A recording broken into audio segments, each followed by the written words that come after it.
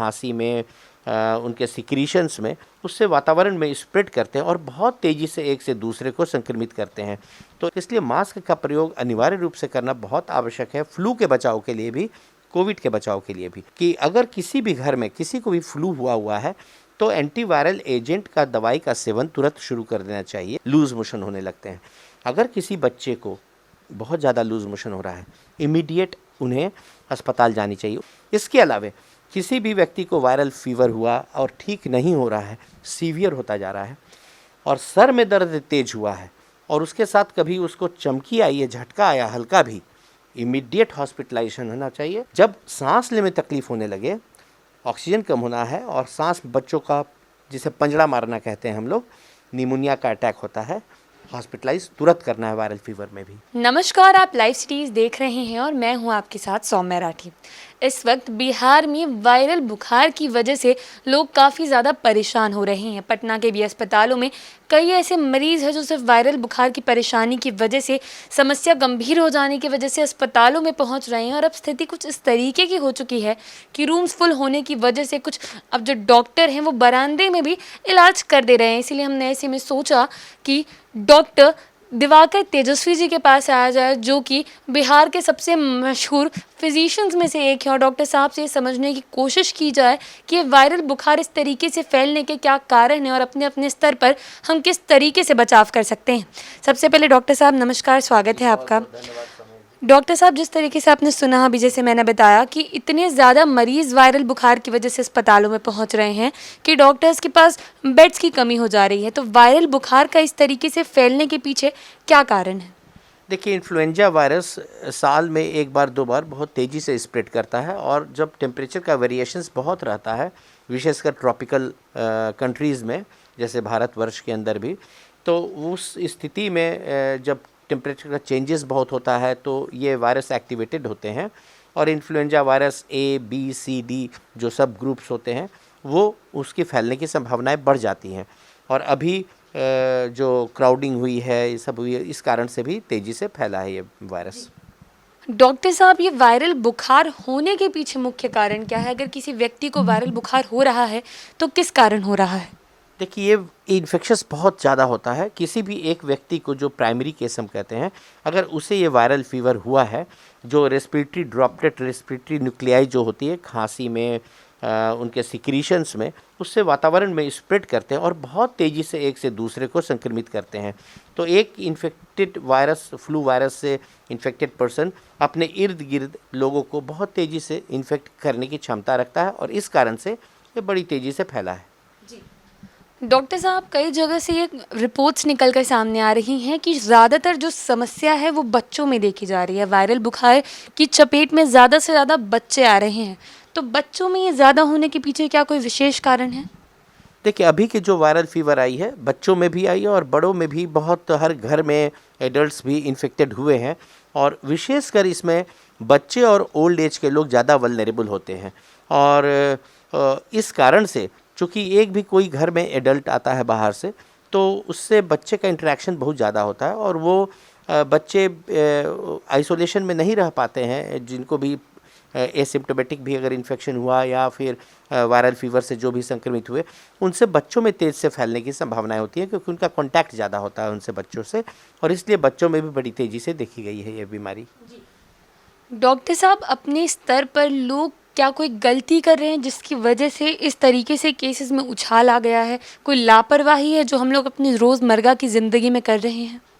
जी, अभी की लापरवाही देखी जा रही है। ये जो फ्लू का जो फैलाव है, संक्रमण है, उसको रोकने के भी वही तरीके होते हैं जो कोरोना वायरस को रोकने के तरीके होते हैं, और उसमें जो बहुत मुख्य रूप से जहाँ देखा गया कि फ्लू के संक्रमण को कैसे रोका जाए, उसमें हैंड वॉशिंग, हैंड हाइजीन का मेंटेनेंस, और उसके साथ साथ मास्क का प्रयोग अनिवार्य रूप से करना बहुत इफ़ेक्टिव टूल होता है इसके संक्रमण, फ्लू के संक्रमण को भी रोकने का। तो अभी देखा जा रहा है कि थोड़ी लापरवाही हो रही है, लोग मास्क नहीं लगा रहे हैं, भीड़ भाड़ हो रही है, और जिसमें एक भी फ्लू के व्यक्ति हैं, स्कूल भी खुल रहे हैं, और स्कूल में भी बच्चों में एक डेस्क पर अगर हैं, बगल बगल में हैं, तो एक से दूसरे में बहुत तेज़ी से फैलने की संभावनाएं रखता है। इसलिए मास्क का प्रयोग अनिवार्य रूप से करना बहुत आवश्यक है, फ्लू के बचाव के लिए भी, कोविड के बचाव के लिए भी, और साथ ही साथ हैंड हाइजीन, प्रॉपर मेंटेनेंस, और सेफ डिस्टेंसिंग, ये सब चीज़ों से अगर करते हैं तो फ्लू के वायरस के फैलाव को भी रोक सकते हैं। डॉक्टर साहब, वायरल बुखार की वजह से लोग अभी जिस तरीके से परेशान हो रहे हैं, तो मैं चाहूँगी कि आप हमारे दर्शकों को समझा दें कि बचाव के वो क्या तरीके हैं जिनकी मदद से वो अपने आप को वायरल बुखार से सुरक्षित रख सकते हैं। देखिए, सबसे पहले है कि प्रिवेंशन के दो एस्पेक्ट हैं। आपको जो अप्रोप्रिएट बिहेवियर है वायरस के फैलाव से रोकने का, मास्क का प्रयोग, हैंड हाइजीन का मेंटेनेंस, इसके अलावा जो सबसे महत्वपूर्ण बात होती है वो वैक्सीनेशन है। फ्लू का वैक्सीन अवेलेबल होता है, WHO ने अप्रूव किया हुआ है, और उसके वैक्सीनेशन बच्चों को और जो वल्नरेबल ग्रुप हैं, जिनको कोई कोमॉर्बिड कंडीशन है, जैसे डायबिटिक हैं, जिनको कार्डियक इशू है, जिनको किडनी की इशू है, जो ओल्ड एज के हैं, उन लोगों को तो अवश्य फ्लू का वैक्सीन लेना चाहिए। और ऐसे भी अगर लोग ले लेते हैं तो उससे बहुत हद तक बचाव होता है। और तीसरी चीज़ है वो कि अगर किसी भी घर में किसी को भी फ्लू हुआ है तो एंटीवायरल एजेंट का दवाई का सेवन तुरंत शुरू कर देना चाहिए। ओसेल्टामिविर अप्रूव्ड दवाई है फ्लू की, एंटी फ्लू। और इसके साथ साथ प्रोफाइलैक्सिस भी होता है। अगर घर में एक व्यक्ति को हुआ और घर में बहुत सारे लोग हैं, तो जो अन्य लोग हैं उन्हें ना फ्लू हो जाए फिर से, उसके लिए प्रोफाइलैक्टिक मेडिसिन लेने पर बचाव फ्लू से हो सकती है। और बच्चों में भी इस तरह से बचाव हो सकती है प्रोफाइलैक्टिक मेडिसिन से। और बच्चों को जो भी फ्लू के केसेस हैं उनको आइसोलेटेड रहना चाहिए, अलग रहना चाहिए, जब तक कि उसके सिम्टम्स न ठीक हो जाएं, क्योंकि फ्लू के सिम्टम आने के 2 दिन पहले से 3-4 दिन बाद तक वो इन्फेक्शस रहते हैं, वो एक से दूसरे में संक्रमण कर सकते हैं। इसलिए उस समय उन्हें अलग रहना चाहिए, जिससे कि उनसे उनके परिवार के अन्य सदस्यों को न हो पाए।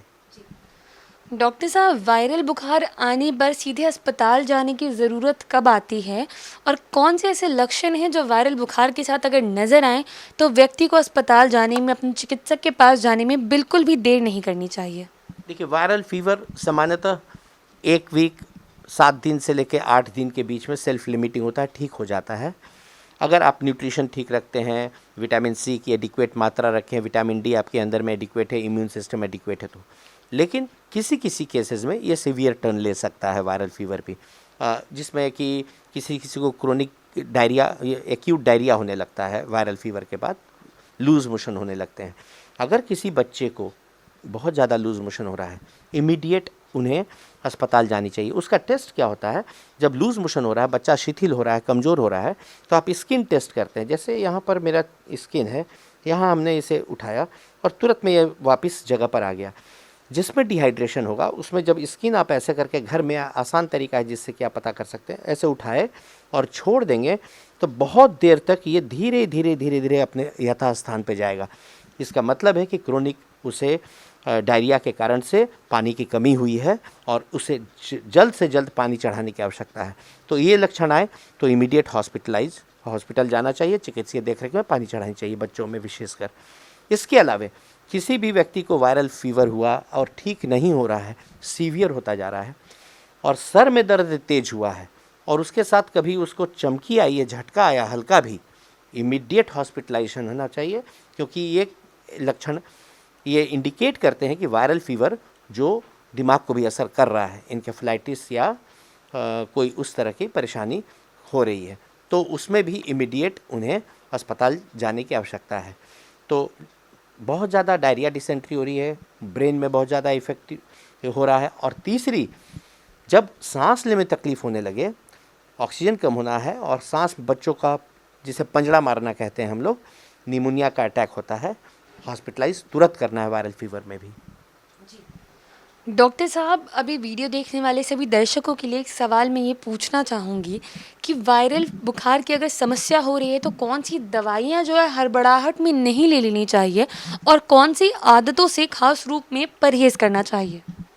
देखिए, अगर किसी को वायरल फीवर हुआ तो सबसे पहले सेल्फ मेडिकेशन जा करके अपने से दवाई लेकर के खाना शुरू कर दें, वो नहीं करना चाहिए।